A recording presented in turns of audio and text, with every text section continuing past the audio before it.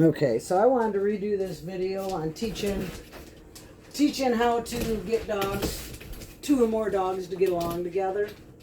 I've been doing this probably since I think 2007, 2009, somewhere in there, and it works really well. The only time I found that it doesn't work is if I have 2 dogs that have fought a lot already, and usually after you let the behavior go for a really long time, it imprints on their head or in their mind, and then you can't change their behavior very easily. So at that point, I just separate them dogs and don't put them back together. He's doing Gemma. But so I wanted to redo this video because there's more to it that needs to be shared. So when I'm getting ready to try to work 2 dogs to get them to get along, this method usually teaches them respect for each other. They know that their human is gonna be fair to them. They're each gonna get the same amount of treats. Nobody's gonna be left out. But I've had so much success with this method that it's kind of crazy. But and it's not that hard to teach. So what I do is, to start out, the 2 dogs that I'm going to work together, I will bring them out and I'll do a 10-minute training session with each of them, one-on-one, just so they get in the training mind frame and they get excited about the treats. And it kind of just, like I say, sets them up kind of for the next step. So my 10-minute session with each of them is usually behaviors they already know. So we're not really teaching nothing new. We're just getting them in the mindset of training. Spin. Good girl. Sit. Yes. Jake. Good girl. Down. Down. Lay down, silly. Sit, Gemma. Lay down. Good girl. Good girl. Want to make it really happy and fun. Lots of treats.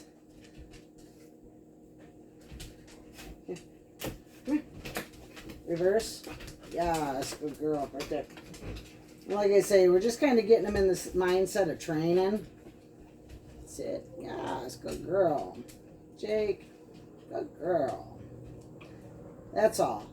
So I don't want to make this video real long, so next I would, after our 10 minutes of having fun with her, good girl, I would put her up and bring the next dog out and do them one-on-one for the 10 minutes and make it just as fun and happy with lots of treats. And then that's when I bring them out and train them together, is after each dog has had their 10 minutes. Now, if you have more than 1 dog, this works too, but then you have to do, so let's say you had 3 dogs, you'd have to do your one-on-one training with each. Well, I'd start out with 2. So you do your one-on-one training with dog A and with dog B. And then after that, you train dog A and B together. And then the next day, I would do one-on-one with dog A and dog C, and then train them 2 together. And then once you see that the training is going good between the 2, that's when you can bring all 3 of them together. But you kind of need to start out 2-on-2, no matter how many dogs you got. And after you get through everybody working 2-on-2 and trade the dogs out, so it's 2 different dogs, then after everybody's doing really good at that at that stage of the training, that's when you can bring the other ones in. If you had 5 dogs, I would start out adding 3 dogs, working them and practicing, and then after a day or 2 of training that way, then bring in the 4th dog, practice, and bring in the 5th dog, practice. I've had as high as I think 7 dogs or 8 dogs in one training session, and I just go around and get them all to do tricks. I've posted a couple of them videos before. But it's really, like I say, it's pretty easy. You want to keep it light and happy. Let me grab Sis and we'll go over some more. But, so if you got 2 dogs that are not, like they're trying to steal each other's treat, then what you can do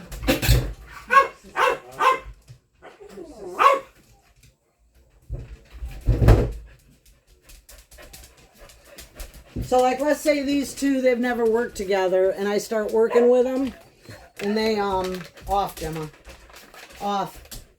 And when I try to give the one the treat, they're constantly jumping and trying to get the treat out of your hand. So like, let's say I'm trying to give Gemma a treat. I ask her for a behavior. She does it. I'm trying to give it, but Sissy keeps jumping, trying to get that. Or they, might be a little mean about it.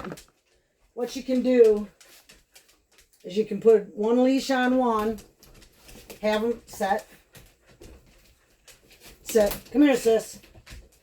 Put one leash on the other. Come here. Sit. And then sit. Sit, girls. Sit. Come here. Come here, sis. Sit. Sit. Look at Sissy. Look at Mama's got treats. Sit. Good girl. And you can take it and make it so they're about a foot apart. Anchor this leash over here. Anchor this leash over here. So they can't touch each other. And that way you can work on this without having to fight them constantly. And then once they get used to it, you can take the leashes off them and work with them that way. Gemma, off my collar. So then, once you did the one-on-one, you bring them together. Sit. And you just ask them for different things. So Gemma, sit pretty. Good girl.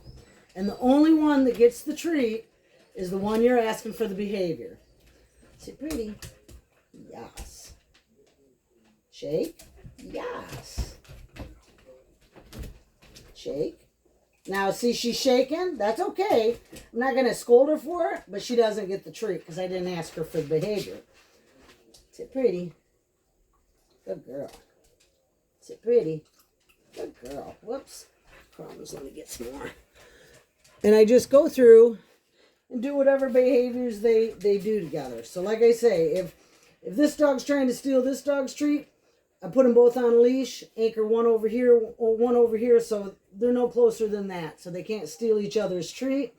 And then once they get used to each other and doing this, then you can take them off leash, and then you can just practice this stuff. Come here. Come here.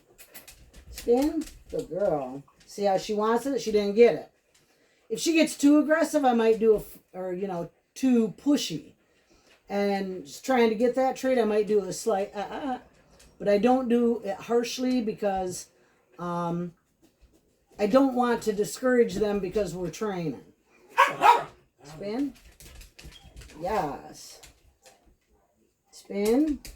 Yes. Gemma, no, that's not your treat. Spin. Yes. Sit. Sit. You can treat them together.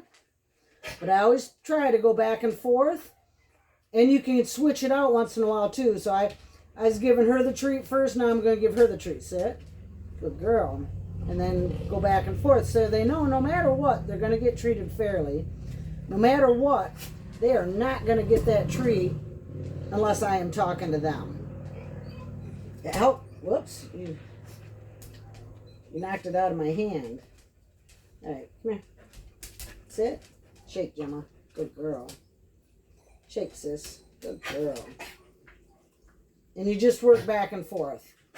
You know, you can give them ones without asking for anything.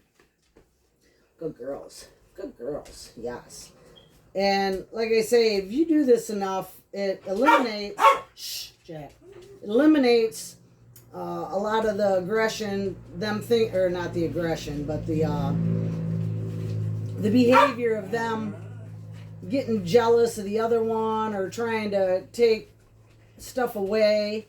As far as food, toys, we went over the toys. Toys you should always trade and ask them to drop. And, with a treat in your hand. But as far as food, I don't have any issues with my dogs with food because we do this training a lot. So they know they're going to get their treat. They know that they're not going to get a treat if I am not asking them for the behavior. And I've seen it work countless times over and over again with people with multiple dogs. So the biggest things to remember is the only one that gets the treat is the one you're asking for the behavior. If in the beginning they're too pushy and it's too much of a fight trying to treat them separately, put them on leashes where they're half foot, a foot apart, so you can still work with them next to each other, but you don't have to worry about them trying to get the treat from each other. And make sure you do that one-on-one training in the very beginning to get them the mindset that they're in the training mode. And then from there, once they start getting the working together down, then you can drop the one-on-one training, because now they're already used to training with each other. And like I say, I can set all my dogs up around me and go through and I ask for a behavior and they do it. And like I say, once in a while they'll try to take somebody else's treat, but they don't get it. And then sometimes I'll say, no, that's not your treat, or that's not your treat. And it works really, really well.